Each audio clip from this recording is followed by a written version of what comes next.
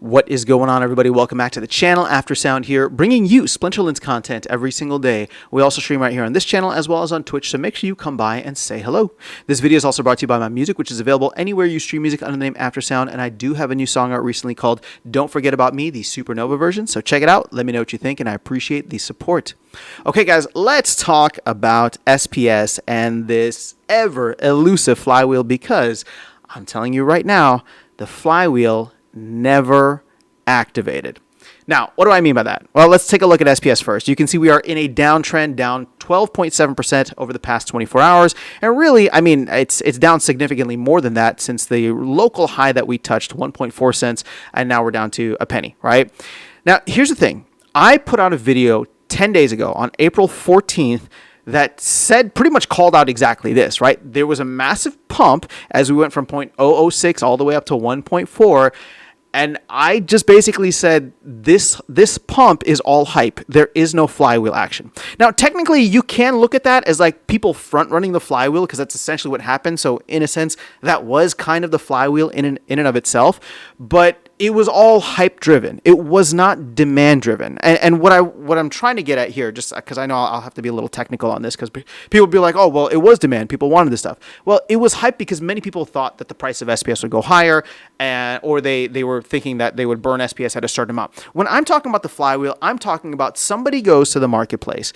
They look at this and say, you know what? I need to get some DEC to go buy some packs, right? Either I buy some credits, or I need to grab some DEC so that I can buy some of these packs, or I can participate in the ecosystem, whatever it is, right? Whether it's just buying packs, whether it's buying or renting cards, engaging with land, whatever it is, they go and they need DEC. They look at DEC, and DEC is either at or very close to, or even above potentially peg. So what do?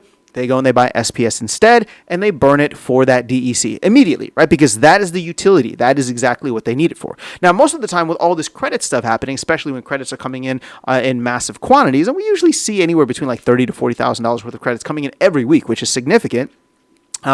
When we see that, for example, the team will go in and buy it on our behalf, right? They will go in and buy SPS and burn on our behalf so that they can pay out the back end of these credits transactions. So we never quite had that. Again, we had a front running of it, but it's never like the team needed to go through and buy SPS off the marketplace and burn it for DEC to pay out the credits transactions on the back end. That just didn't happen because people bought the SPS ahead of time. They moved the price over 100%, right? A 2x from 0.006 all the way up to 1.4 cents, and then started burning. And then you had a lot of people who were just like, oh, okay, if this is it, then I'm just going to sell, right? Because maybe I don't need it, or maybe I'll sell and I can buy back in cheaper at a later time, or whatever the case is. Maybe they end up just selling the SPS for DEC because all of a sudden there was a little excess DEC in the marketplace, and selling your SPS for DEC, right, 0.971 right now, will actually get you more. So in many instances, we hit this situation where all of a sudden, for this short period of time, right, just a couple of days since the pre-sale began, we have an overinflation of DEC. We have another mini DEC overhang. Now, I called this out in a previous video, or one of the videos yesterday, and it's essentially like the team is sitting on like between 200 to 250 million DEC. In fact, you know what? Let's just go there again right now. I don't mean to rehash this, but if we are bringing in roughly that amount of credits per week, right, $30,000 to $40,000 worth, this is like 5 to 6 weeks worth of credits or worth of DEC that the team is holding, which means they're not going to buy, right? If anything, they might be selling into the marketplace so that they can pay their bills, which is great, right? So you go 244, right? So if we're doing 40 million per week, that's 6 weeks right there. So the team is sitting pretty. They're not going to be buying DEC anytime soon, nor will they be buying SPS anytime soon to burn for said DEC. So this is what I'm talking about. The flywheel never really truly activated in the way that we saw for Rebellion. And maybe part of that is just due to the simple fact that like demand wasn't as high as we thought it would be. But again, I'm not really worried about this in the short to medium term, right? This sale is going to last a little bit under 3 weeks, and I'll be very curious to see how we end up towards the end, right? We're at 15% of standard packs, 33% of alchemy packs, just under 15% of legendary packs.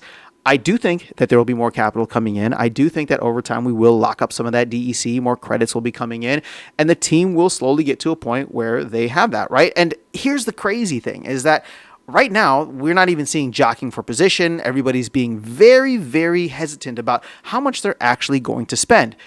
Will that FOMO kick in at some point, regardless of what the price of SPS is? For some, maybe. For others, maybe not, right? But like, we'll have to wait and see how this plays out over the next couple of weeks. That being said, I don't think that the presale is anywhere close to being done. You can look at this and say, well, it's a disappointing start, and I wouldn't even disagree with you on that, right? I thought with all the hype and momentum, people would be excited, but I think a lot of folks ended up sitting on the sideline. In fact, I know I've seen many comments about people who said they're going to sit on the sideline if SPS doesn't hit X amount, right? 2 cents, 3 cents, whatever it is.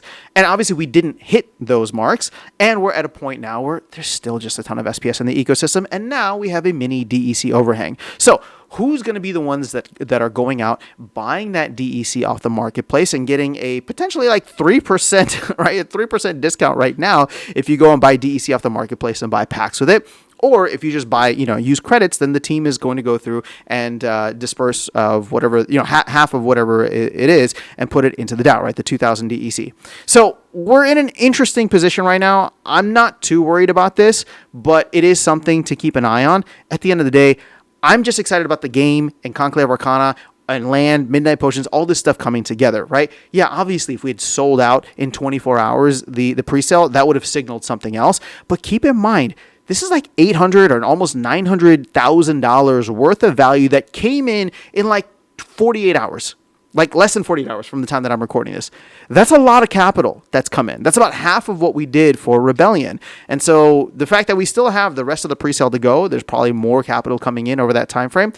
I'm not surprised. If we get to half the presale, right, which is equivalent to where we were with Rebellion, with all the changes, with the people that left. Yes, I know that there's marketing and things are different now. And I do genuinely believe that for the long-term health of the game, like, we're going to be fine. But, at this point in time, I think it's too early to tell.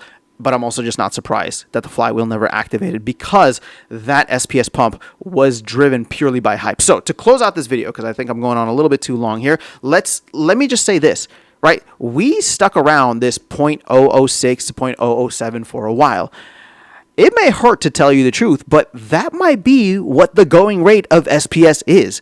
And there might still be significant downturn on SPS. Again, not financial advice, but I'm just saying, like, we were in that area for months. So that is where the equilibrium price for SPS was. Many people were buying at the same rate that others were selling, and we just kind of stayed in that range.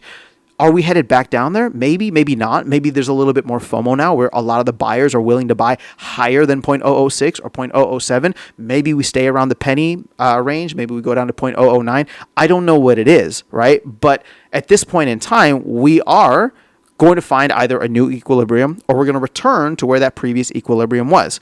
So at the end of the day, like, this is all in flux. It's very dynamic, but at the end, like, we're gonna see how this all shakes up. The good thing about this, one silver lining, which I know many people are not that big of a fan of, is if SPS needs to be burned for more DEC, we're going to burn a hell of a lot more of it, which we need to do because there's still so much out there. In fact, I would venture to say that there's still so much out there that even if we burn a lot, it's not going to make that big of an impact. What we need is more direct utility with more players coming in, buying SPS off the marketplace, locking it up by staking so that they can play the game, earn rewards, and just engage with the ecosystem the way that all the rest of us are. Until we start to see that, right? I mean, there's 2.8 billion in supply. There's I don't know how much is currently liquid, but a decent amount that's liquid, and we've burned like not even like 5% of it or so, right? So there's still plenty of SPS out there and plenty of SPS to come. So for everybody thinking that we're going to get to some crazy numbers here, I think we can get to the crazy numbers if the rest of the market does, if the rest of the market is, going absolutely buck wild, or if you just give it a long enough time frame. More sets, more cards, more products, more people.